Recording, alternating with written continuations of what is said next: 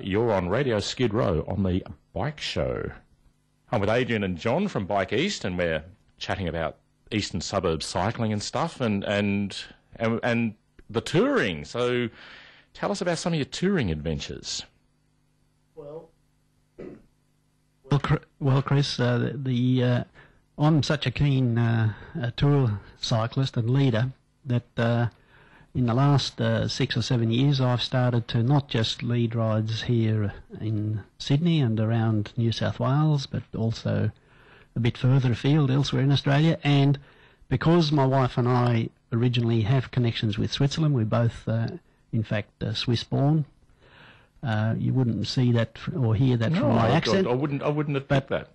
I was only 9 when we came here in 1950. But what I've discovered when I keep going back to Switzerland, we now go every year, that they've got such a wonderful signposted regional bike network right across Switzerland that it's quite easy to put a program together. And so I've been starting to do that. And last year I had a group of 15 that I led through Switzerland using youth hostels as our bases. And again, it was following the concept of hub and spokes, where you spend a few days in the one place so that you're not so dislocated. And because Switzerland's got such a wonderful public transport system, you can rely on the timetables, connections with postal buses, and because some of us are older and a bit weak in the legs, also perhaps weak in the head, but we use the postal bus to take us to the top of the 2,000 metre high passes and ride the 50, 60, 80 kilometres down the other side, and then take the train back to your base. And that's a really wonderful way of seeing Switzerland. And there's got to be, one of the things that I find annoying about Sydney is connecting with the airport and also with the trains, with the central station. Whereas you make it sound like in Switzerland it's easy. Oh, it's extremely easy. The only there is a cost factor, which means that your bike is going to cost you $12 every day to load on the train or postal bus, but it's a universal daily ticket, and you can get an 8-day or fortnightly or a monthly public transport ticket for tourists, which you can only buy from overseas, which is heavily discounted, and provide you with total flexibility in using not just trains and trams and buses, but also ferries, and you get 50% discounts on the privately owned vernaculars that go to the top of the mountains. Wow.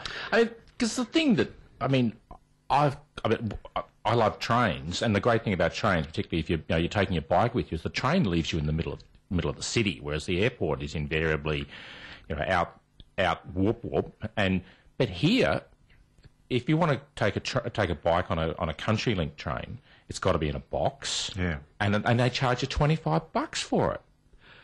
Well, it's for that reason that back in 2004 I bought what's called a Bike Friday, which is a folding bike that fits inside a standard Samsonite suitcase.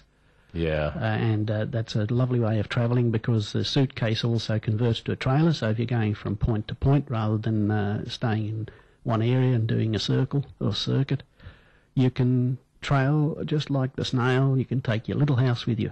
Yeah. Well, I got the XPT to Melbourne, and they, as I said, they wanted the bike in a box, which is I want to ride the thing. It's a bloody pain. Whereas in the UK, they have they're very, very similar to XPT type trains. The bike is actually free to take on. You can pay £1 to reserve a seat, to reserve a space for it. I think they can take up to about 10, and you just roll your bike in and just lock it to a rail, take your panniers off and go and sit in the train. It's just... Well, it's crazy, actually.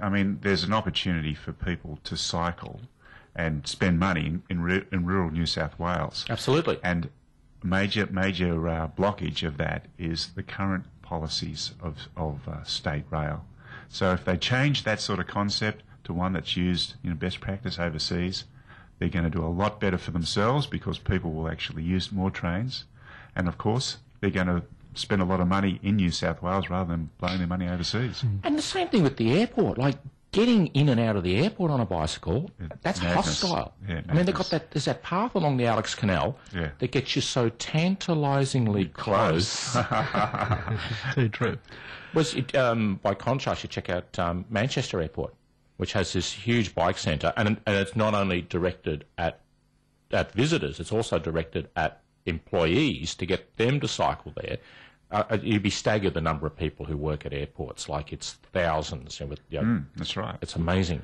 Well, in some parts of the Anglo-Saxon world, they have got it sorted out, but it's usually state-based influences, such as in Oregon State, in Seattle, you can cycle into town. You can pick up your bike map at the airport, and they'll show you where the start of the route is, and most of it is fairly safe and comfortable for experienced riders to use into Seattle. And I can't see why a little bit more work can't be done here in Sydney and get that fixed. So what do we need to do to get our political leaders, God bless them, to actually pull the fingers out and do something about this? Come riding with us, because that's all you have to do. I mean, the wonderful thing about riding with a group like BIKEast or whatever is you've got a cross-section of Australian society, people, who life experiences have been as broad as the rainbow. So, I remember on one of the big rides which we were talking about before, there was I was with a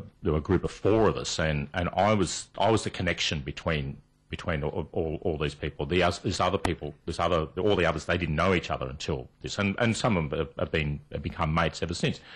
We're in a cafe, and we just started going around the table with our resumes, if you like, and the diversity of what people have been doing. We had a lawyer, we had an IT guy. I was a bit of an IT guy at the time, and there was another guy who started off his resume with, "Well, I ran away from home when I was 16," and he's now an OH&S expert, and worked for the UN and done all sorts of things, and it's pretty amazing. Well, go on, talk over the the top of each other. that's why not.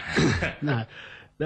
One of the things that a lot of people just don't realise is, particularly when they're getting older, they start to close their world and not realise that, for instance, it is much easier cycling than walking. When you start to get ligament and other problems and back problems, anybody that has cycled before in their youth, they can easily get back on a bike and they have difficulty walking. But if you get your bike set properly, you will find that you can cycle quite comfortably and do things that you thought you'd forgotten to do. Wow. So there's certainly an issue too about, we've just, had people ride with us from time to time who may be isolated, who mightn't have an opportunity to interact with people so much. And we've certainly seen, people come out of their shell and actually enjoy life and mix with people they wouldn't normally have mixed with, and it makes a lot of fun, better than watching the news, because we can actually make it. Well, that's true. Well, I think on that positive note, I think we might wrap it up there. But thanks for coming in, guys. It's been terrific. You don't have to take your headphones off just yet. Okay. When there's a track on, you don't have to go running out of the place. So, and I hope you've had fun, and thanks for coming Wonderful, in. It's Chris. been terrific. I've been with John O'Neill and Adrian Boss from BIKEast. Thanks, Chris. Wonderful. No worries. You're on Radio Skid Row on the Bike Show. Now, I'm just about out of here, and thanks to the guys from BIKEast for coming in. Now, if you want to find out about what BIKEast are up to, all you got to do is Google BIKEast. It's just one word, and you'll find it. And you could even hit the I feeling lucky button, and Bob's will be your uncle. So anyway, I'm out of here. Thanks for listening.